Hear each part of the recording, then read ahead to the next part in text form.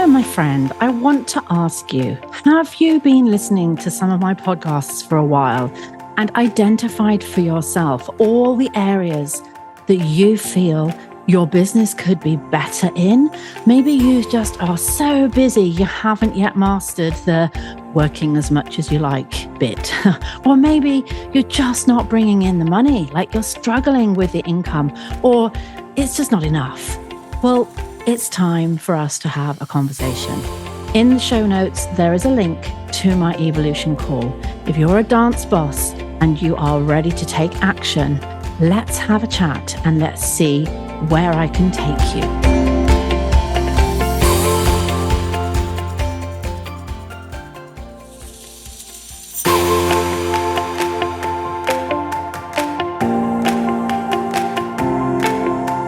Hello and welcome, lovelies, to the Ultimate Dance Business Podcast. My name is Deborah Laws, the dance business expert. My passion is to help you turn your passion into profit while guiding you to work less and earn more.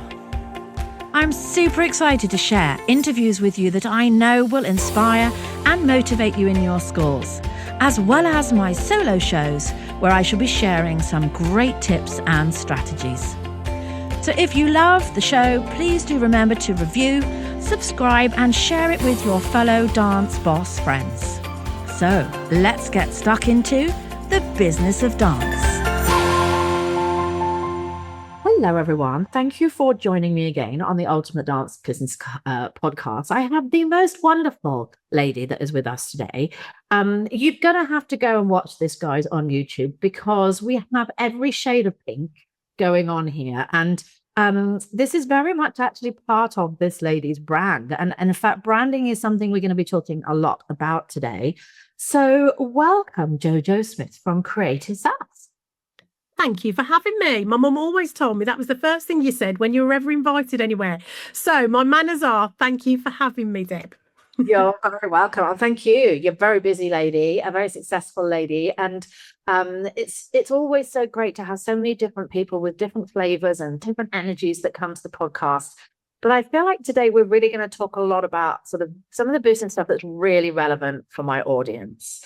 Sometimes I have a great podcast guest on and we kind of make it relevant in a roundabout way. But today I think people are going to get so much from you. So everybody, JoJo is, well, actually, I'm not going to do it. I always do such a bad job of introducing people. I'll let you introduce yourself. I mean, no pressure when you say they're definitely going to get value from today, but I will take it. I worked very hard at it, so I will take full ownership of it. So for anybody that doesn't know me, I am JoJo Smith, and I've been known as the brand fairy godmother, although very recently the fairies kind of dropped along the way and the godmother aspect has kind of stepped in, because people would say that the playful and prestige side of me ensures that there is definitely a protection racket for brands going on over here, right? I have got a brand agency called Creative Sass, and Creative Sass comes from the methodology of which I have pioneered, and that is bringing 3 elements into your life and business, and that is creativity, self-awareness, and strategy. When you bring those 3 things together, you actually give yourself a 600% uplift in productivity and performance. One of the highest there is 500% uplift when you bring creativity to your business. I think it's about 79% when you add self-awareness, and the sort of like the end part of that is in the 30%ish. 30%ish is strategy. So Creative Sass is built around that, and I have a brand and vision agencies, and I help brands build bigger than the founder. So we leave legacy behind. So it's quite deep. It's quite structured, but very, very purposeful. So I'm very proud of Creative Sass 6 years in. Amazing. And I mean, I feel like there's a whole bunch of lessons that we've already learned there, just in hearing you talk about what you do. Because, I mean, we often talk, people join memberships like mine, business coaches, and obviously my niche is the dance industry, because they want to learn the things, the strategies, the stuff that they think is going to make their their business more successful. And of course, there's a lot of strategy that it does get involved. But actually, it's not as big a piece of that pie as people think, and I'm always talking about the mindset piece, mindset and self-awareness and self-belief and how we show up in our business as being a huge piece of the pie, and the strategy is a much smaller piece. So it's really interesting to hear you saying, something similar there. I mean, to be honest with you, everything you have just said, I wholeheartedly put everything that I do on top of that, because the biggest part and slice of the pie, or the cake and eat it lifestyle, as I call it, is the belief aspect. That is your foundational layer. I work with micro and £1 million businesses. Doesn't matter how long they've had the business, how much money they're bringing in, the root problem, the root stopper barrier is always mindset and belief, always. I wrote my first book around that because I had to get past that from lived experience. So mindset is everything, but that self-awareness aspect, and we may well get onto this. Self-awareness is the middle layer of my cake of creativity and strategy either side. Self-awareness, I'm going to give you a stat here, which blows my mind every single time, and everybody that I tell it to. 95% of the population think they're self-aware. Only 15% actually are.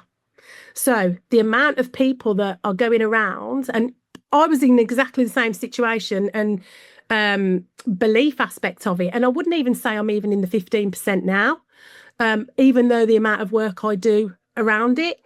But I was 46. I'm a care leaver. I've been in the care system since I was 18 months old through to 18 years.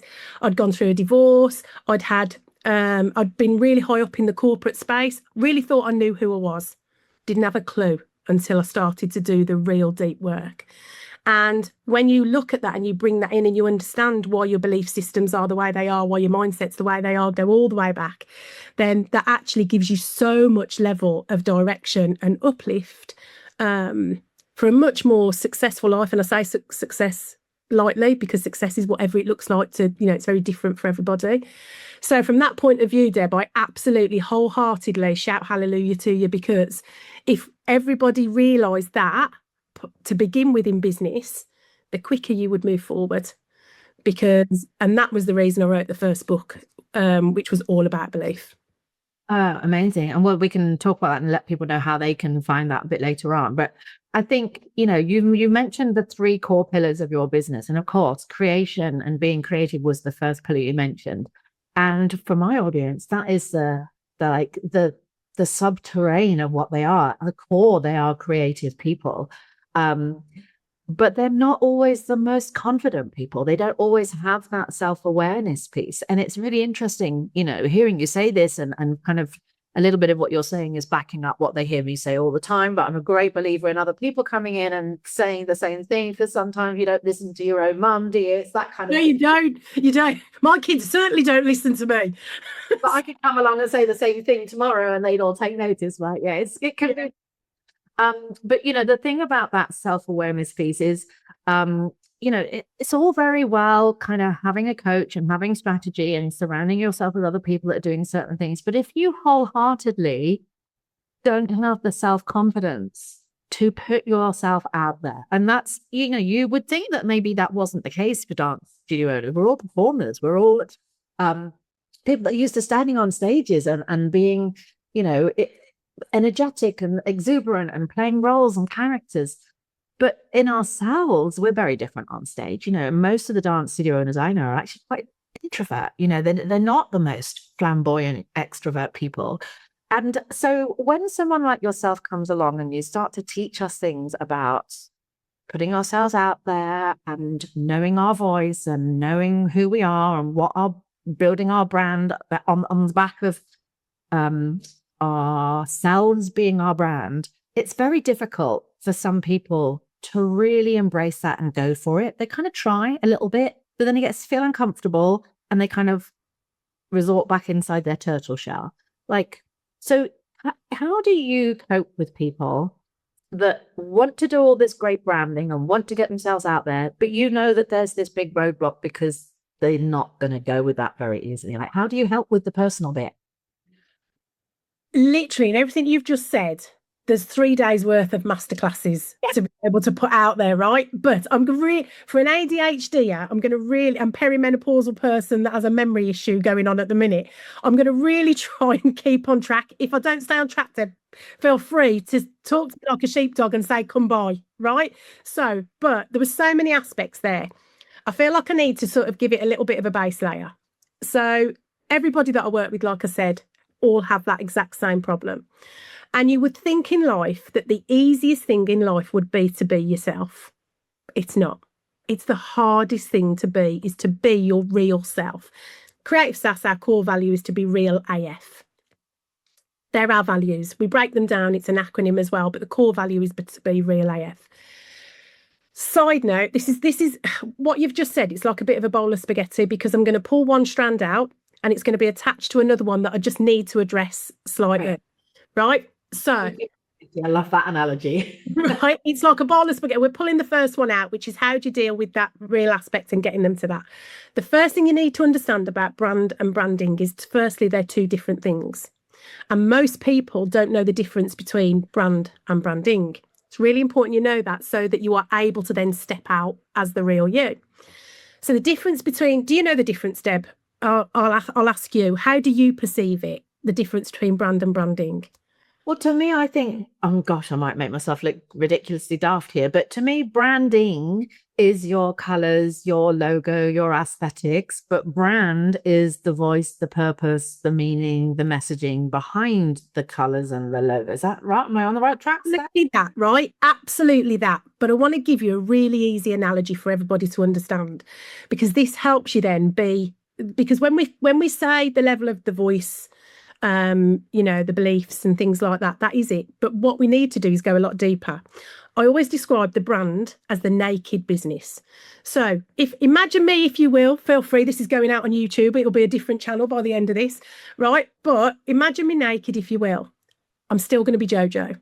My beliefs, my values, my personality, my behaviours, that's JoJo.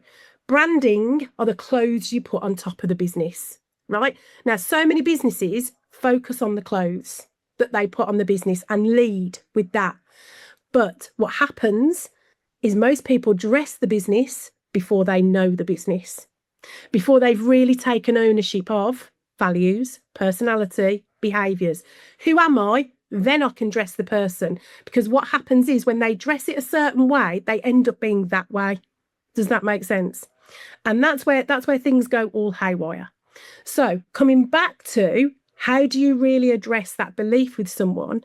You have to really go and dig down to the corest foundation, which I always present this as a bit like a celebration cake, right? The bottom layer, most people come to me for business development. They're like, JoJo, I need branding for business development. Top layer of the cake, it's about this big. Yeah. And I'm like, right, in order for business development, we've got to go down a layer, and that is brand. That's slightly bigger. So this is like a 3-tier celebration cake. But in order to get your brand, we've got to go down to the foundational layer, which is the belief and who the F you are. And when I say who the F you are, what I mean is who the future you are. Because if we don't look at what that looks like, we can't build the rest of it on top of it, and we can't build your brand and your branding to that level. Now then, what happens in that level is we really go into the depth. It's a lot of brands and branding out there are very surface level. Now, that's not done intentionally, just the education isn't out there about brand and about how that works, especially for independent entrepreneurs, which all of your dance studios, they're independent CEOs at the end of the day. And where is there? Yes, we have business coaches and everything else, and this is no disrespect to anybody, including yourself, Deb. I'm an expert in brand. You're an expert in business strategy.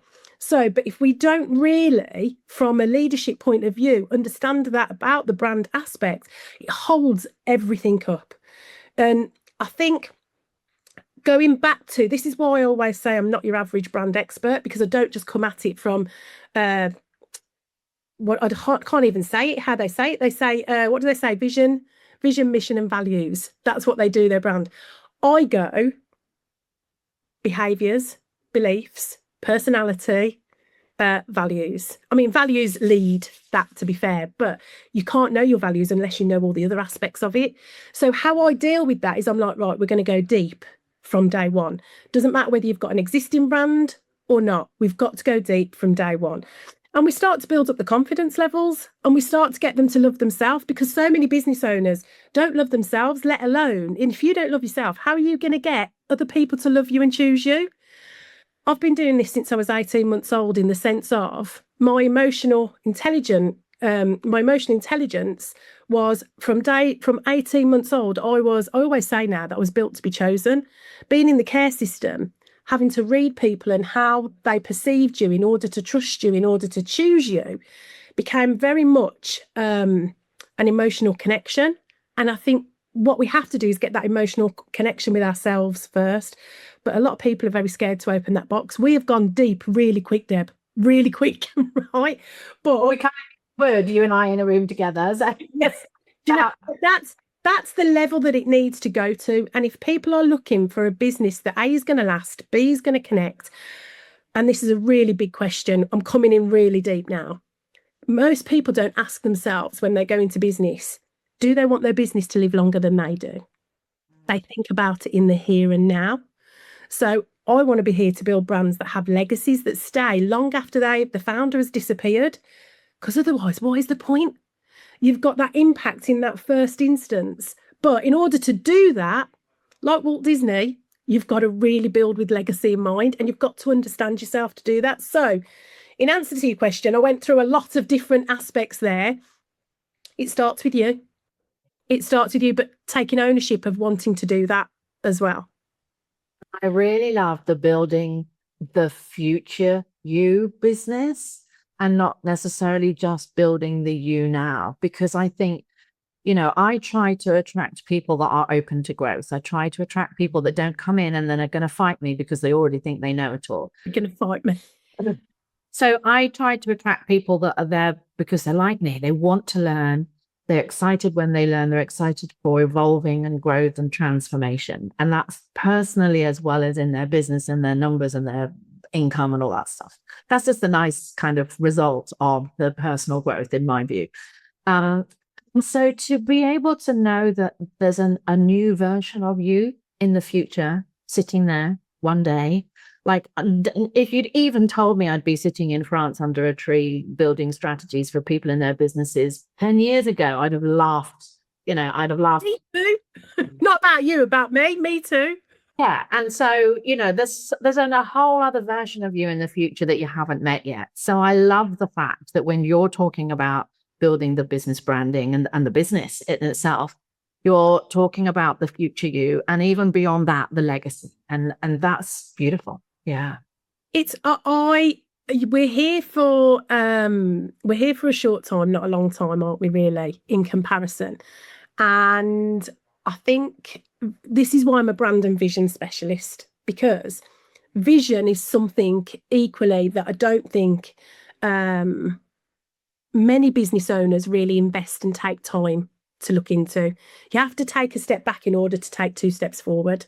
And the vision part of it and that legacy aspect feels really big for some, really big, too big for some. And it doesn't have to be that way, because some people might just be quite happy with just it's here and now. But I have what I call the wish philosophy. It heads in with the fairy godmother aspect a little bit.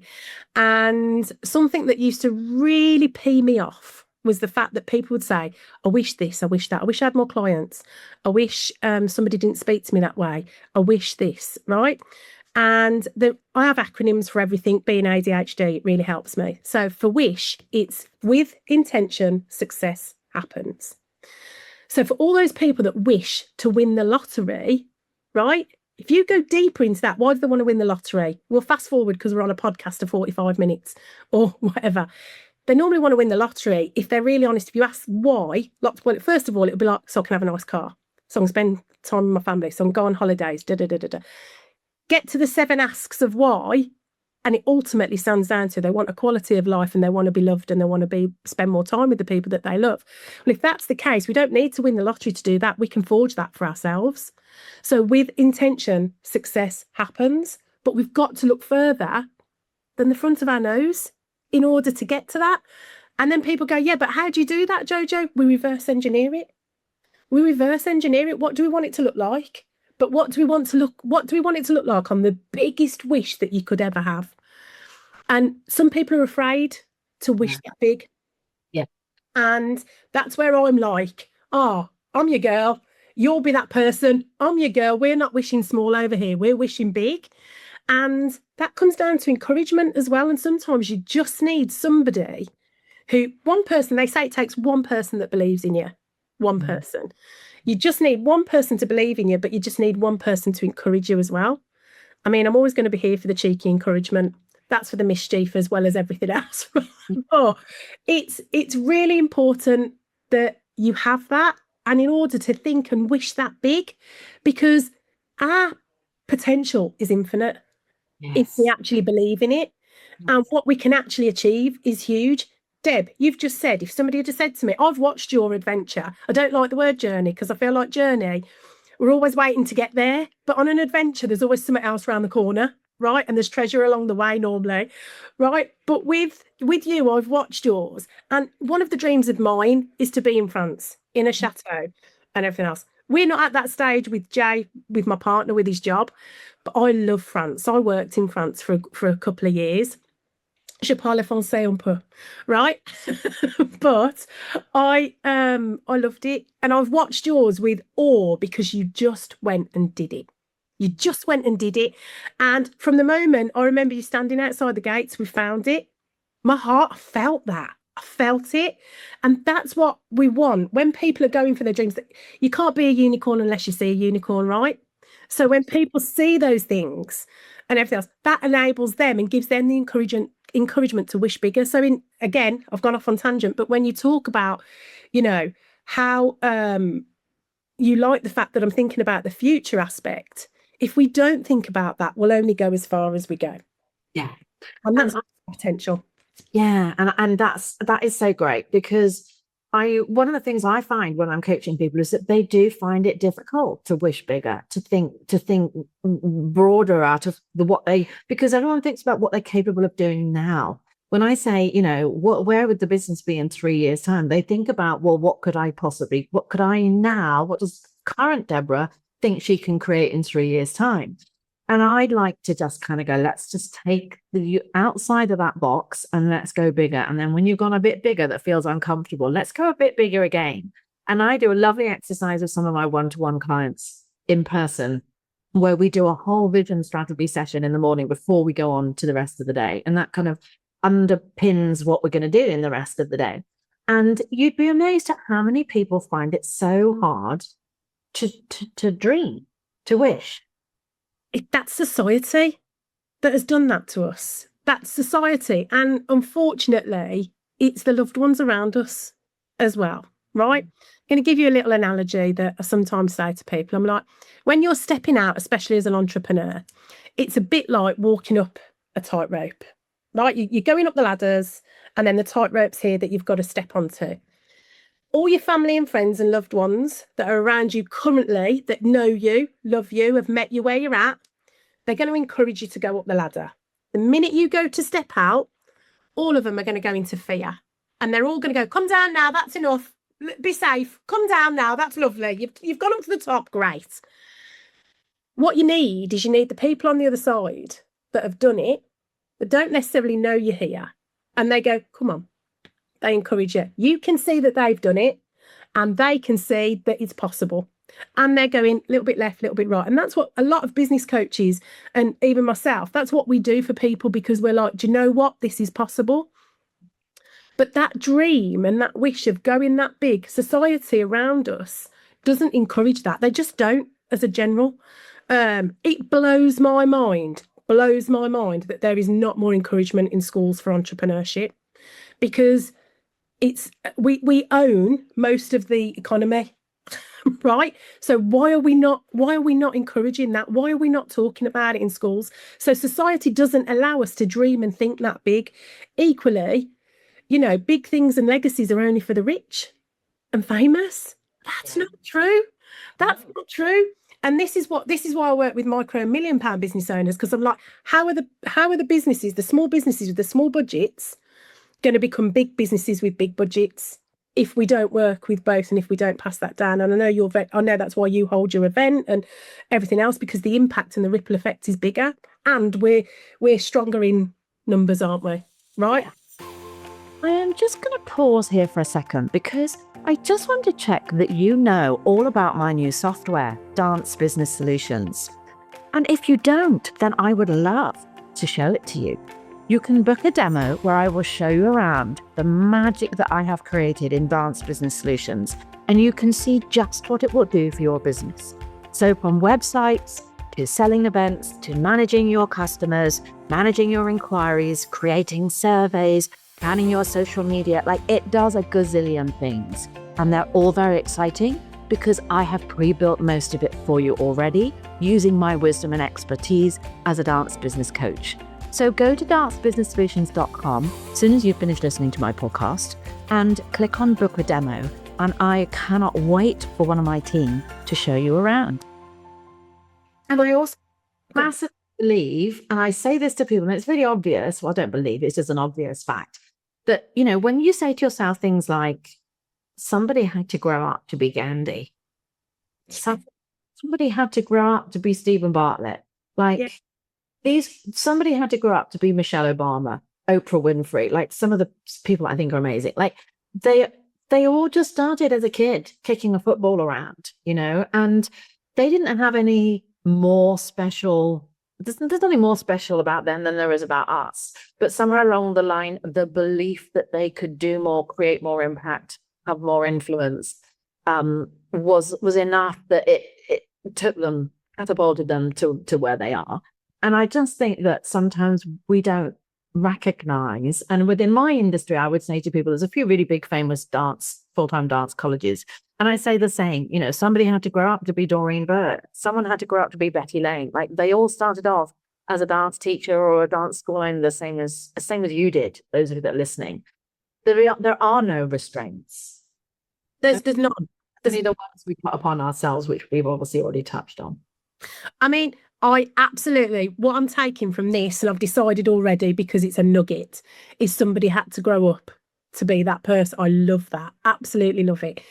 And I think, all those people that you've just said, they all, this doesn't necessarily have to be true for everybody. I'm going to circle back, but all of those had adversity in their life. So their will, you could argue, might be stronger, right? Because they had to get out of a certain situation. Oprah Winfrey's story is phenomenal. Stephen Bartlett's stories. I'm not 100% familiar with Gandhi's, but we know that his life is extraordinary, right? So the way that I always say belief is evidence-based, right? And something that I really hold on to at 6 years old, when I say hold on to it, not in a bad way, at 6 years old, I had to walk to school on my own by Spaghetti Junction in Birmingham. Now, if anybody knows that, the only reason I'm saying that is because we're talking a serious motorway junction, right? So at 6 years old, I was walking to school on my own because I'd gone back to live with my biological mum. She had MS. She didn't neglect me or anything like that. Unfortunately, she was just challenged in certain areas. Never knew my dad. So at 6 years old, I did that. Now, fast forward into later life, and it wasn't until I started my business and I really started to do the work, because I stepped into my business at 46 and done very well at school, was shocking at grammar, used kisses as full stops, didn't realise it, but was ADHD.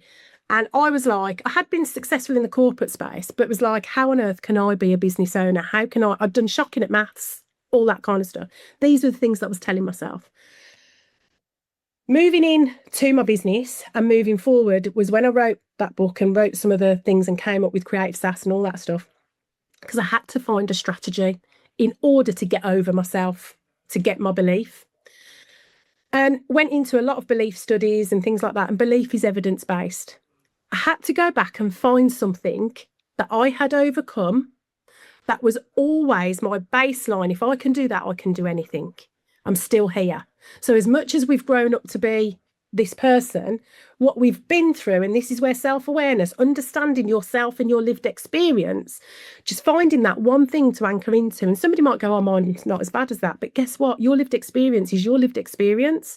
So whatever you've come through, that is your belief and evidence.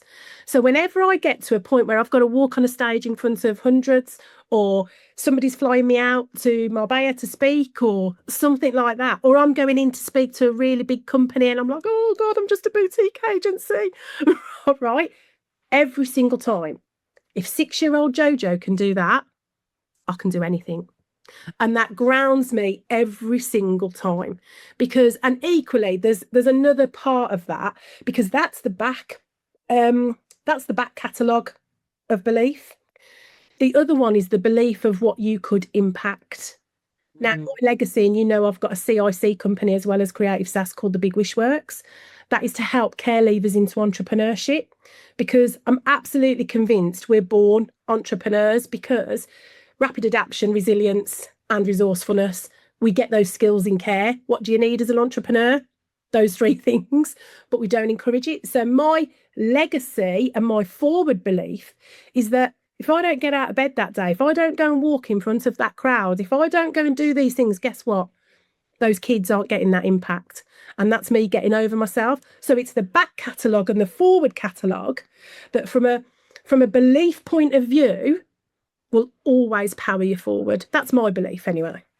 Yeah. And I really love that. And it's kind of resonating with me, because this year I've launched a new high level program, which in my head, I knew what I wanted it to look like, and I knew the level of investment, and I knew where I wanted to go with it for a very niche kind of dance business owner.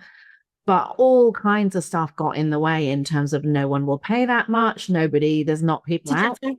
And I just had to keep coming back to the impact. Like, I know I've created this impact with what I've got here. I know I've created a bigger impact with what I have here. And I know there's an even bigger level of impact that I can have for some very specific people that can't get this.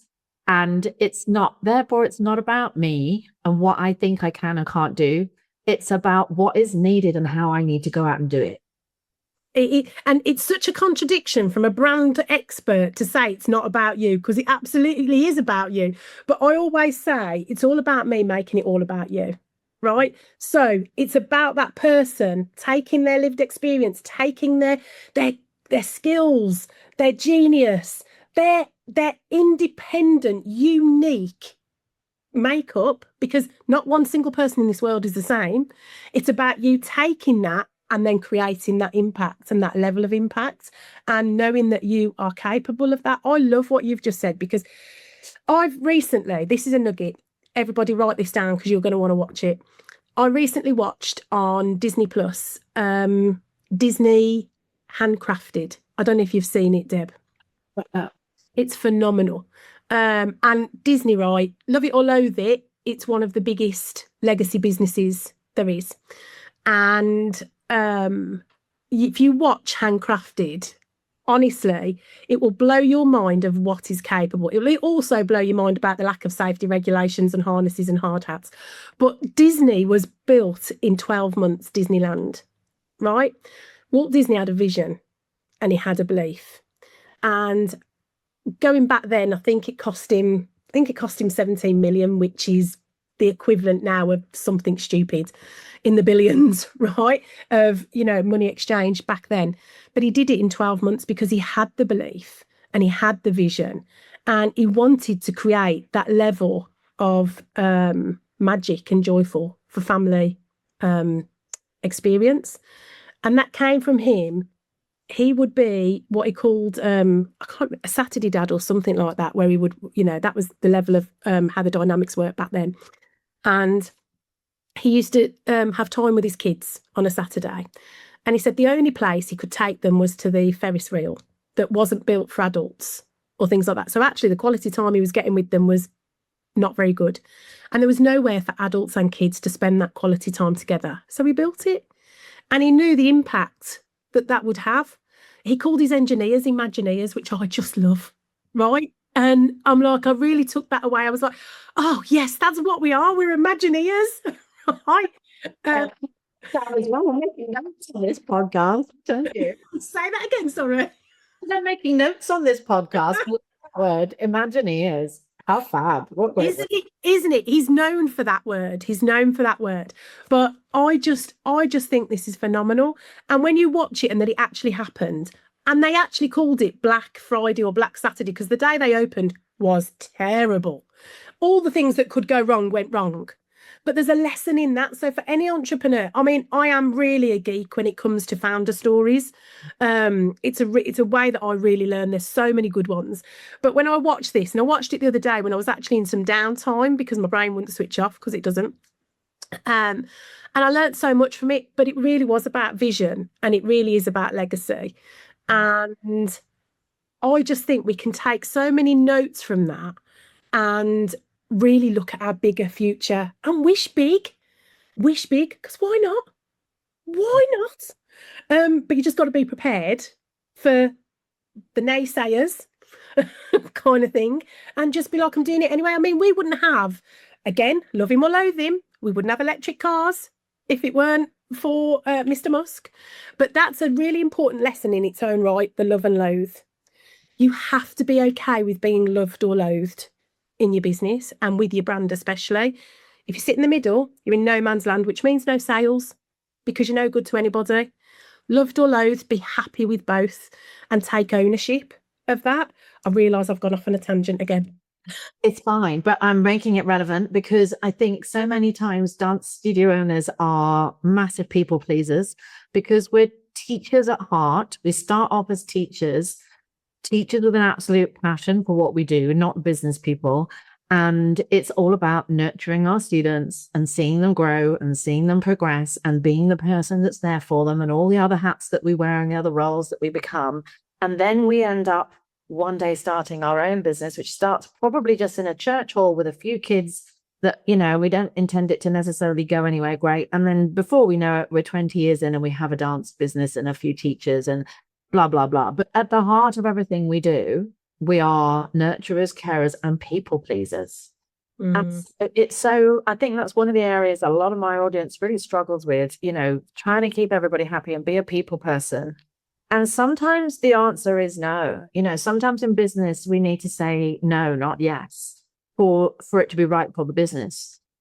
When you say no, you become the loathe it part of what you just said, love it or loathe it. Not everybody is going to like your decisions because you haven't just bent over backwards for everyone and tried to keep everyone happy. So being okay with that, because actually the bit you're trying to protect is your business, not the one person that doesn't like something that you're doing. It's also the impact you're trying to protect as well. But there's so many aspects. This is where I get really excited because when I have these conversations and I know that people are going to hear these things, I'm like, right, I want to give you all the information, all the direction if I can, but we're limited on time. So what I want to say to that is one of our philosophies in Creative Sass is create a life that serves you, serving others, right? Because if it doesn't serve you first, everybody's heard the analogy, put your own oxygen mask on first. You can't pour from an empty cup. But how many people actually take that in, right? Nothing changes if nothing changes. No bigger statement than that. Nothing changes if nothing changes. Now, people pleasing. Here's where I'm going to really challenge people on that value. They want to people please because they want to make it okay for everybody. But how are they people pleasing themselves? How are they pleasing themselves? Now, what normally comes up, because I am in that category, but I've just done some more work probably than most, I had to really become okay with the word selfish, right? And selfish is okay. Now, I'm a bit of a wordsmith and I will go and look at dictionary definitions of words and I will break them down and things like that. I also make up my own words, which apparently is called a neologist. My editor told me that, and the only other neologist is Shakespeare. I was like, I'll take it. I was rubbish at English, but I'll be a neologist, that's fine. So I have lots of my own words in Creative Sass. We have a glossary at the back of both books, not a glossary. Anyway, selfish, break it down. Self-ish, yeah? Ish in the dictionary stands for to some extent. What we have to do is look after ourselves to some extent. Now, I was okay with that. Looking after myself wholeheartedly, that was a bit much for me to take on board at first. But self-ish, I was like, do you know what? Nobody knows what that word actually means. It means self to some extent. And that is okay. That is more than okay. Because if we do not look after ourselves to some extent, and saying no is the boundary aspect of a business, equally, the result of that is, oh my God, the best result you could possibly wish for. Because guess what? The people that are okay with you saying no are your ideal client that you are going to want to bounce out of bed and deal with. The ones that don't like it, can I say this word? They're the knobheads that you don't want to deal with and you don't want in your business. And they're the ones that cause all the problems. They quibble with your prices, they quibble with your times. If you happen to be sick, they'd take it out on you. But equally, I do not have not one single bad client. They are all fabulous clients because I've been really, really intentional on those no's. Don't get me wrong, it didn't happen overnight. I've had to really work on it. But that first step, just be okay with the word selfish and understand what it means myself to some extent. And I'm okay with that. Before that, the word selfish meant the person on the school playground with a packet of crisps that held them at the top that you couldn't get your fingers in. That was selfish, do you know what I mean? But I think you have to be okay and you have to go and dissect some of these things. But this is where self-awareness comes in because a lot of us aren't okay with being selfish. Yeah, it's such a lovely topic. And, I know underneath it all, we've been discussing, your genius, which is the branding side of what you do. But actually, I think the biggest takeaways from this have been much more on a personal level. And I think sometimes when we have a podcast or a conversation like this, it's potentially one, folks, that you need to go back to and listen again, because there's a lot of underlying things in there that you might have skirted over, but actually really important and meaningful for you, because they are often the things that hold you back. And going back to that topic, when I onboard my one-to-one clients, one of the questions that I ask in our 90-minute strategy session is, how do you want me to show up for you on a scale of 0 to 10 in terms of accountability and being soft or hard? Because I know that most people are going to get in their own head and they're not going to, do some of the things that I tell them to do. And I say to them, if there's going to be a roadblock this year when we work together, what could that potentially look like? And for some people, it's like, well, I care for my mom. And sometimes if her health goes down, then I might not be available. But most people, I say, what could be a potential roadblock? And they all say, me. And I love that because there's straight away, I know there's a level of self-awareness there. Yeah, I love that you've just said that. And and this isn't a plug. I'm just telling you because it is the facts. In my new book, one of the questions that I ask at the very, very beginning is, do you want this soft, medium or hard? Right. And I ask that to every client. How do you want it? Soft, medium or hard? And there's a level that if you like, I say this as well. Hard advice makes life softer. Soft advice makes life harder. So they're not paying me to make life softer, like make life harder. They're paying me, hopefully, to work smarter, not harder.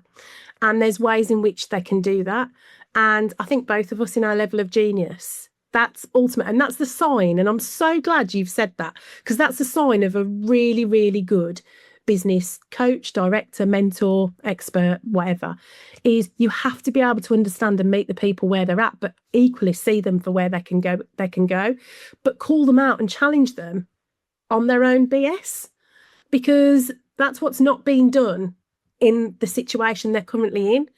From a brand point of view, it is deep stuff. And if we don't do this stuff first, you will never build a brand that will be wholeheartedly you, have a USP that is so unique, because the only way you can do that is to be wholeheartedly you, because there's no other you in the universe.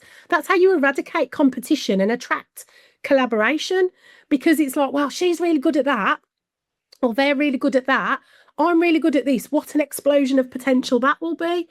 And you stop worrying about everybody else. And from a brand point of view, you will never have any competition if you are just you. And that's just taking ownership of that and putting every single bit of quirk and everything into your business. That's how you build a brand.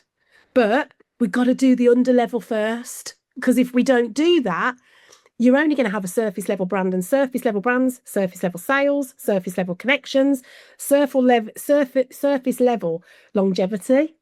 And the other thing that I want to say, and this always leaves people a little bit kind of thing. It takes a minimum of 3 years to build a brand. To build a brand that you're getting hell yeses to, that your team really understand, that you are leading. And it still takes time to evolve it. It's always got to evolve. It needs an elasticated waistband. But 3 years, and it takes 3 years of solid consistency and commitment to yourself and to what you're putting into the business. So people will have had businesses for a long time and they'll go, oh, I've been doing it for 6 years. But have you been doing it intentionally with you actually at the core of it, and the whole part of you, every aspect, the good, the bad, and the ugly? And I've come on here, I've told you that I'm ADHD, I've told you that I'm perimenopausal. I'm equally told you that I'm an expert in brand and I'm not your average kind of brand expert. You have to own the good, the bad, and the ugly so that you manage the expectation, and you manage the expectation of yourself as well. But unless you know yourself, you can't own yourself, can you? Absolutely. And I'm so excited that you were just talking about, the USP, the da-da-da, because anyone that comes to the Dance Business Conference in August this year is going to get a whole bunch more of this, people, because I'm very excited to be able to say that the wonderful JoJo is going to be one of our keynote speakers this year. And this is just so thrilling, because I think you're going to find that just being around JoJo, you're gonna learn and absorb such a wonderful energy. And my very, very first experience of ever meeting JoJo or knowing about JoJo, I have to say, was I signed up for a wonderful speaker program, learning how to be a guest speaker. And as part of this program, I got to speak on the stage of my mentor. And I was walking from the hotel to the venue with wet hair and looking a bit probably nervous and a bit disruggled. And this person just pulled up in a car and says, "Are you going to be inspired?" And I said, "Yes, now jump in, let me give you a lift." And she's got a bright pink bow in her hair, a pink tutu, like it was like a fairy godmother had pulled up to give me a lift. And then when we got out the other side, she got her electric scooter out. And later, little did I know she was going to kind of put herself on the stage via electric scooter in a pink tutu with a pink bow. And I think people are just going to love meeting you, seeing you, hearing about, going deeper on all the things that you're going to teach and what they're going to take away. So this has been such a fab, it's more than an introduction, but it's a lovely opportunity for people to just get a bit excited about what they're going to get a bit more of in August. So thank you for being on the podcast today, but thank you for agreeing to be a speaker for us this year too. I'm super excited. You're in my hometown. As if anybody hasn't gathered, I'm a Brummie through and through. Alison Hammond, Peaky Blinders, Ozzy Osbourne. You're getting another brilliant Brummie. I'm really excited about it, Deb, and I'm really honoured that you've asked me. Yeah, no, it's going to be fantastic. And if you haven't signed up to the conference, you need to get a ticket, because there are some pretty fabulous people coming this year. JoJo, I always love to finish the podcast with a really quick fire 4 or 5 daft questions. Ooh, I love this. Ready to just throw answers back at me? Yeah, I can do quick fire. ADHD brain, you are not allowed to go off on a tangent. I promise I won't. Okay, here we go then. A favorite business book? Oh, I'm currently reading 2 at the moment. How to Make Your First Million by Maria. I can't say her last name. And I'm also reading Start With Yourself by Emma Greed at the moment. Okay, fabulous. Favorite holiday location? I think it's Morocco. I love Morocco. Love Morocco. They speak French there, and the food's great, and it's 4 hours, and there's great sun. Fabulous. One thing you'd wish you'd known about business before you started? That's a big one. It's messy. That's okay. Be yourself. Great. Well, a big one, but great answer. Favorite TV nibbles? That's really hard. Co-op salt and vinegar crisps and a ripple. Not that hard at all. I think that was the easiest question. They're the posh co-op ones. You get no better salt and vinegar crisp than them. Okay, our last one. One bit of advice for anyone that is struggling in business right now. Find your unicorn, watch your unicorn and learn from that, because if you can't see a unicorn, you'll never be one. And just make sure the people around you are the right people. You know, if you need to shed some people, get rid of them, because your community is absolutely everything. Be committed and be consistent. Love it. Love it. So many takeaways, so many golden nuggets, and a really lovely time hanging out with you today. Cannot wait for August. And as some of you know, our party this year is Denim and Diamonds. So if JoJo's available, we'll see her. I know Cowboy Hank's going to be there with her pink cowboy boots, I'm sure. I mean, I do have pink cowboy boots. I didn't know, but I knew you'd have pink cowboy boots. Oh, I'm so grateful for you having me. Thanks so much, Deb. You're welcome. See you soon.